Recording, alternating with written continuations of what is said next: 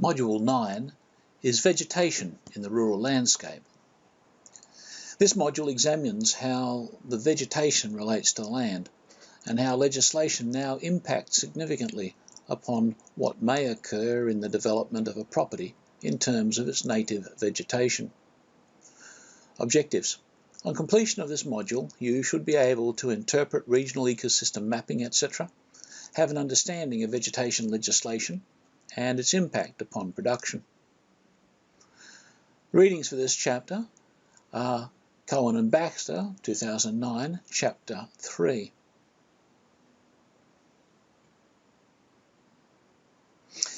Vegetation legislation development. In Queensland, protection of vegetation was first introduced by the Brisbane City Council in the early 1990s, placing vegetation protection orders, VPOs, over selected trees and areas of vegetation of what the council deemed as significant or historical. After this, tree clearing was first regulated on state land within the Land Act 1994. At this time, there was no regulation upon clearing on freehold land. It was with the introduction of the Vegetation Management Act 1999, VMA, that controls were first imposed on freehold land, limiting the clearing of certain endangered bioregions within this legislation coming into force in September 2000. In 2004, a new framework was initiated within the Vegetation Management and Other Legislation Amendment Act, VMOLA, and this came into force on the 1st of October 2004. The VMOLA brought the sections from the Land Act, combined them with the Vegetation Management Act, and therefore became a single piece of legislation for both leasehold and freehold parcels. They tied the potential clearing of vegetation into the Integrated Planning Act of 1997 and phased out all broad-scale clearing by December 2006. IPA has since been replaced by the Sustainable Planning Act 2009, the SPA. Applications to clear are now made on a case-by-case basis and must be in accordance with Section 22A of the Vegetation Management Act 1999. Relevant purposes include state-declared significant projects, control of pests and weeds, public safety, to establish fire breaks or necessary fencing, as a consequence of approval under the IPA prior to 16th of March 2003, fodder harvesting, thinning, extractive industry, and treatment of regrowth. The next significant change in Queensland was the announcement of the regrowth moratorium on 7th of April 2009. This was originally 3 months, but was extended to 6 months, April the 8th to October the 7th, 2009. The areas were identified by mapping and the legislation was passed on 30 April 2009, backdated to 8th of April, as Vegetation Management Regrowth Clearing Moratorium Act 2009. This legislation protects high-value regrowth which is deemed significant for preservation. There were issues with the satellite mapping, but generally this has now been rectified and corrected. The most important document for many landholders is the Critical Management Document known as the Property Map of Accessible Vegetation, the PMAV. Regional Ecosystem and Moratorium Mapping. Clearing is now controlled by a series of mapping systems, the first of which is the Regional Ecosystem Mapping. There are 3 types of clearing identified within the Queensland legislation. These range from exempt clearing, such as essential management for fire breaks and native forest practice, relevant purpose, which require a permit which may last for 5 years and include weed control, fodder, thinning, etc., and broad-scale clearing of remnant vegetation, but this was phased out in December 2008 after a ballot system, and there are no more broad-scale approvals available. Exempt clearing may also include clearing for maintenance of areas designated non-remnant, white, on moratorium maps, and harvest of commercial timber on freehold land. Clearing for establishment of a house, essential management of fire breaks, etc., routine management in not of concern areas, for the new fences, etc., clearing of some grassland, and clearing of Category X PMAV areas. The regional ecosystem maps are coloured as white for non-remnant vegetation, green for remnant not of concern vegetation, orange-brown, remnant of concern vegetation, pink-purple, remnant endangered vegetation. Moratorium mapping then identifies areas of regrowth as coloured on the map versus white if it is not of concern. This dual mapping system is yet another case of having to check numerous areas to ensure the property is clear and able to be developed.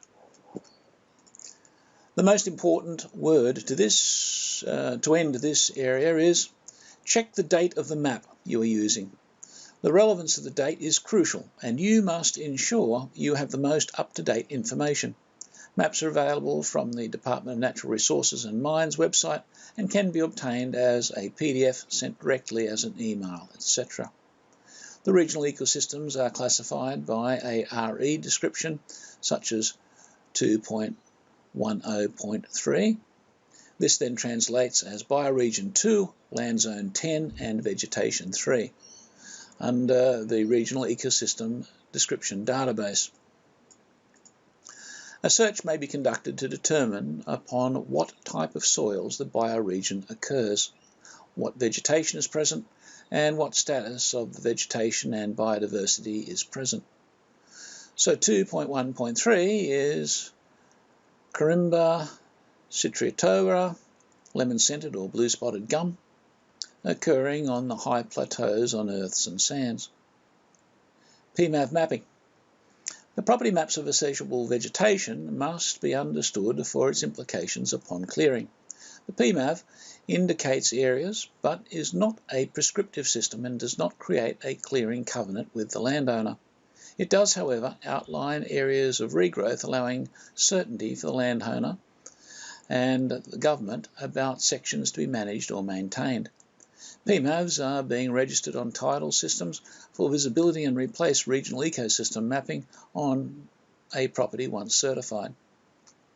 They use a category system which align generally in terms with the RE mapping definitions. Category 1, endangered, Category 2, of concern, Category 3, not of concern, Category 4, regrowth from pre-1990, clearing on leases, and Category X, exempt vegetation. The hierarchy then means that firstly is the regional ecosystem layer, then the moratorium regrowth layer, followed by the PMAV layer. Some downs, grasslands communities do meet the definition of vegetation from the VMA, and as such are exempt from approval for clearing. These are listed in Schedule 5 of the Vegetation Management Regulations 2000. Other grasslands are deemed to meet the requirements, and as such any clearing or alteration of vegetation must meet the provisions of the Act. Wildlife corridors. There are some areas and species that have been mapped as endangered, vulnerable or rare. These areas have been locked up and cannot be retreated. This again relates to the date 31 December 1989, and a valuer needs to be aware of how a landowner may be affected. The impact of vegetation laws on valuations. It is clear that the vegetation legislation has a significant effect on the value of a property. Market valuations. As we have discussed, it is the productivity and potential productivity of a property which has a determinant on its value. The restrictions placed upon farms by the vegetation legislation will alter the management of the property. The treatment of timber, the potential income from harvest of timber, the potential to increase production areas from clearing, the management of farms through fencing, burning, etc., the ability to construct structures, the requirement to leave wildlife corridors, the maintenance of native species of flora and fauna, and requirements for vegetation buffers to waterways, etc. These imposts and potentially benefits must then be calculated for in a rural valuation. Whilst there may be potential for increasing production, this may not ever become available due to the restrictions of legislation. Therefore, a lesser value must be attributed to these lands. The analysis of sales becomes a more difficult issue again. The impact of legislation on each sale must be identified from the purchaser's point of view before you can fully appreciate and apply the sale. How does the legislation alter the average management of property from a potential purchaser? So, it becomes imperative that only land identified as being able to be developed is counted as fully productive, and that other lands must then be assessed in line with what their potential utilisation is, in line with legislative restrictions. That management matters needs to be accounted for in the final analysis and application of evaluation. Section 3, subsection 4A of the Valuation of Lands Act 1944 says that in determining unimproved value of the land, it shall be assumed that the land could be used or continue to be used for any purpose for which it is being used, or which it could be used at the date to which the valuation relates.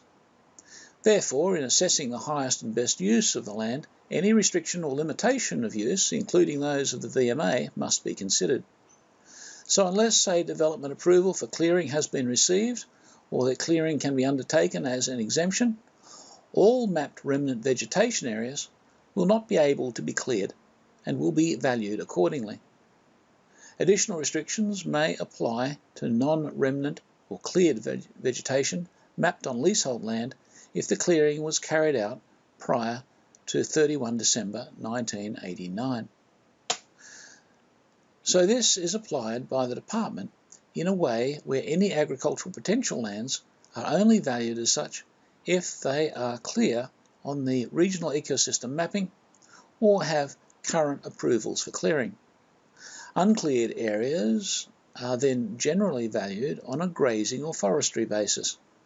Grazing lands are then approached in a similar manner, with what has been cleared or approved to be cleared assessed at its full potential, with the balanced lands allocated a carrying capacity in line with what can be achieved in its current state, with no further potential achieved by clearing. Application of valuation. So once the physical constraints have been identified and quantified, the valuer must investigate comparable sales in an attempt to verify if a diminution in value has occurred or is warranted by the restrictions imposed. Allowance may also be required if a section of property that was previously possible to be cleared, but which is now to remain as uncleared land, causes a further restriction in the management of a holding. The value of commercial timber must also be accounted for on freehold land. In leasehold cases, the timber remains the property of the state, and a royalty is payable for the harvest of any timbers. Particularly for assessing the unimproved value, if there is insufficient market evidence available, but it is thought a diminution in value should apply, then a logical approach would be applied in accordance with case law, such as Dag and Wars versus the Department of Natural Resources and Mines 2005, QLC 00006, or Tui versus Department of Natural Resources and Mines 2003, QLC 008. Summary. It should now be evident that the legislation relating to vegetation has a major impact upon the potential for rural land to reach its optimal productivity. Remembering that it is underlying productivity which gives rural land its value, the impact of potential and upon the management of the existing must be accounted for in the valuation process.